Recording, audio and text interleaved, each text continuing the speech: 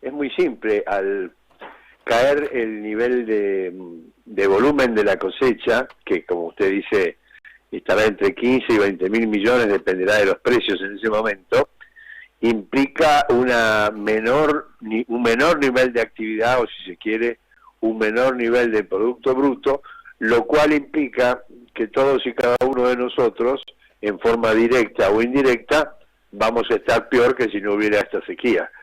Y sobre todo en el sector externo, porque esos dólares que faltan va a producir sin duda, porque este gobierno no hace nada correcto, van a incrementar el cepo de importaciones, y al incrementar el cepo se va a restringir aún más la importación de insumos intermedios para la industria, que es otro factor que va a hacer caer el PBI, y en consecuencia tanto la sequía como la falta de dólares, en última instancia, en términos generales, disminuye el nivel de actividad económica y, de nuevo, en forma directa o indirecta, nos va a perjudicar a todos.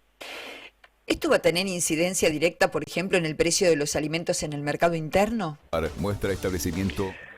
Puede llegar a tenerlo, pero, digamos, si fuera ese el caso, hay mecanismos para aliviar esa situación. Hay una gran variable que son el manejo de las retenciones, el manejo del crédito, etcétera. Así que por ahora no es preocupante el tema de los alimentos. Y si la pregunta va a que la inflación que tenemos en este momento es parte de esto, yo diría que en principio sí, porque no se está manejando las correcciones del caso. Lo más claro, para que se entienda, quizás lo otro fue muy técnico, es que si cae la producción de soja o de los otros productos, evidentemente va a haber una disminución de la oferta, y la disminución de la oferta puede sin duda provocar una suba en el precio, porque la demanda de los alimentos se mantiene prácticamente constante. Sí. No, quería consultarlo ahora. Usted mencionó el tema de retenciones y para el campo es neurálgico, ¿no? No desde hace poco, sino desde hace muchísimos años. Oportunamente se señaló que los fondos recaudados con las retenciones eran para aquellos que más lo necesitaban. Se habló de redistribución del ingreso. Sin duda ahora hay muchos pequeños productores que están al borde del quebranto. ¿Hay alguna posibilidad, como algunas entidades de base señalan, de que parte de esas retenciones se destinen a ello vía créditos? ¿O usted ve alguna posibilidad de aquí a diciembre que haya un recorte, por ejemplo, para economías regionales, o no es viable? Viable es. Lo que pasa que políticamente este gobierno siempre, usted sabe que los gobiernos populistas necesitan siempre un enemigo, porque ellos, al ser el populismo, significa que ellos son los únicos que representan los intereses del pueblo, y por lo tanto, como el campo es el enemigo, la oligarquía, etcétera, etcétera, yo veo muy improbable que se manejen las retenciones de esa manera. No había que descartar incluso que esta gente pueda llegar a aumentar todavía más los impuestos, más las retenciones, restringir el crédito, con lo cual este es el plan: llegar como se pueda a las elecciones. Yo creo que al ritmo que vamos, cada vez se acrecienta más la probabilidad de que no lleguen, digamos, ¿no? Que el gobierno tenga una crisis extremadamente profunda. Justamente eso iba a consultarlo, usted me lo va a explicar, como lo hace siempre de manera tan sencilla.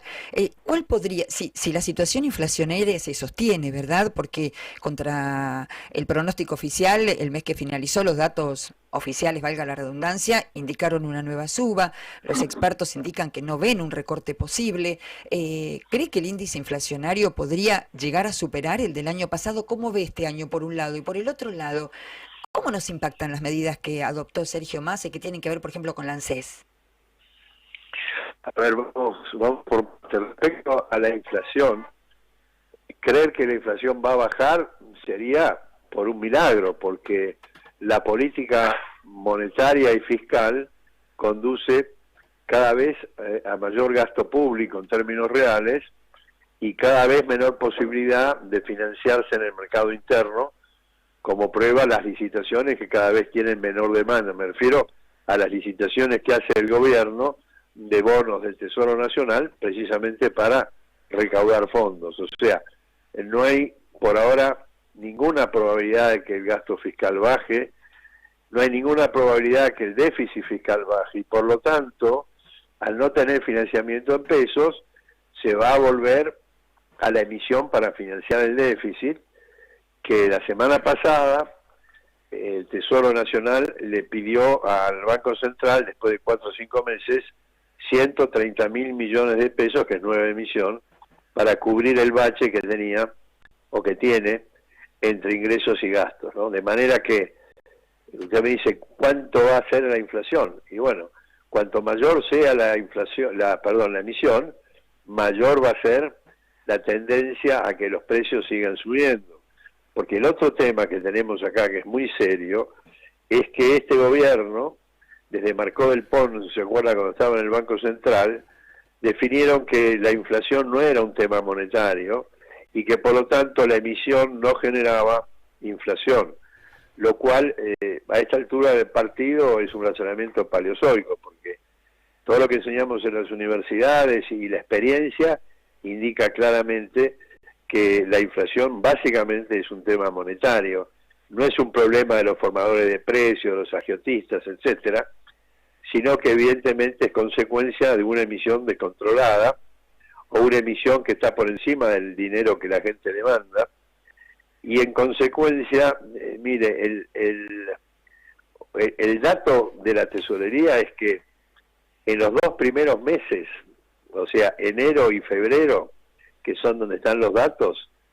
la tesorería gastó el 98, 99, gastó todo lo que tenía permitido por el Fondo Monetario, y falta todos los gastos de marzo.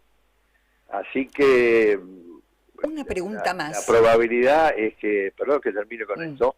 No, por favor. La probabilidad es que continúe la emisión que es para financiar el déficit, pero también para pagar los intereses de las famosas LELIQ, que son los bonos que tiene el Tesoro y que generan intereses, ¿no?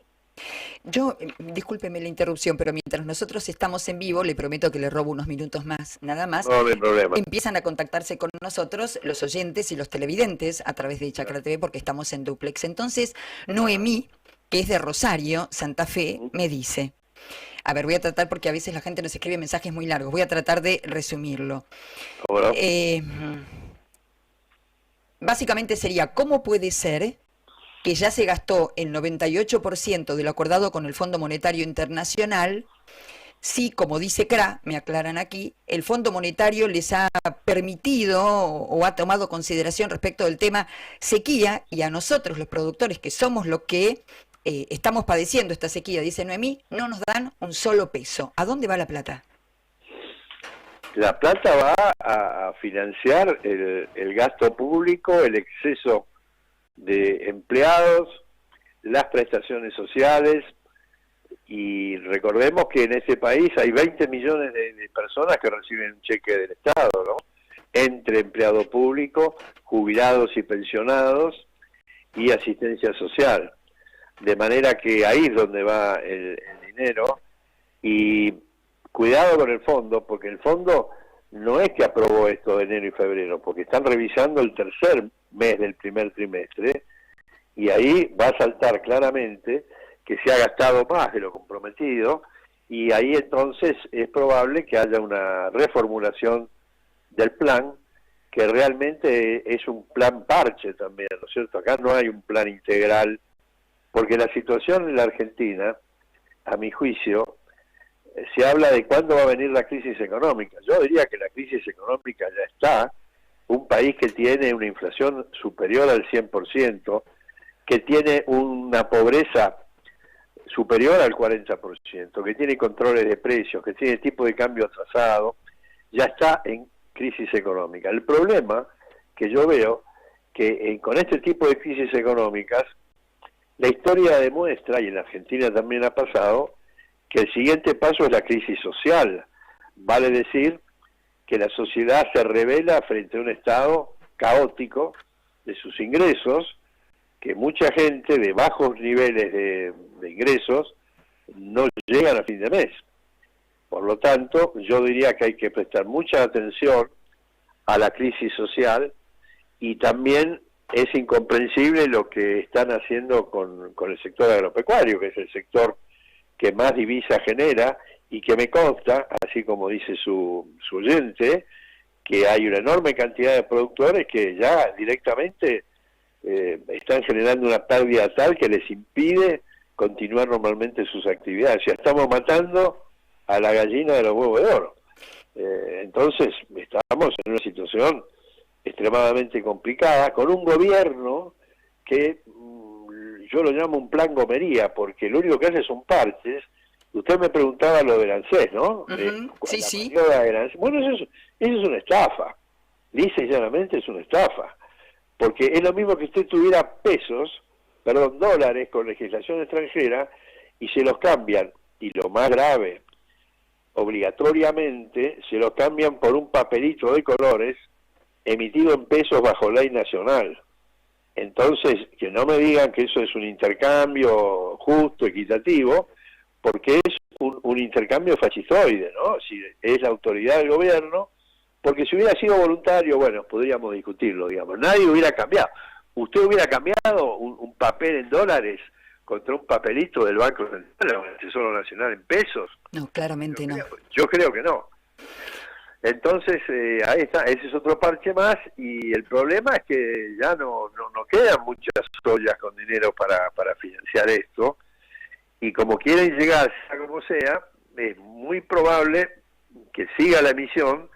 Si esto es así, indefectiblemente va a seguir incrementándose la inflación, y lo que yo no entiendo es que yo no conozco ningún país del mundo que con una pobreza del 50% y una inflación del 50%, arriba del 100%, el partido que está en el gobierno gane la elección. Así que la verdad que me cuesta entender racionalmente qué es lo que están haciendo, digamos. Capaz que, y en eso creo que es así, hay una falta de nivel intelectual muy fuerte en la gente del equipo económico, que para solucionar esto hay que hacer un plan completo, integral y simultáneo.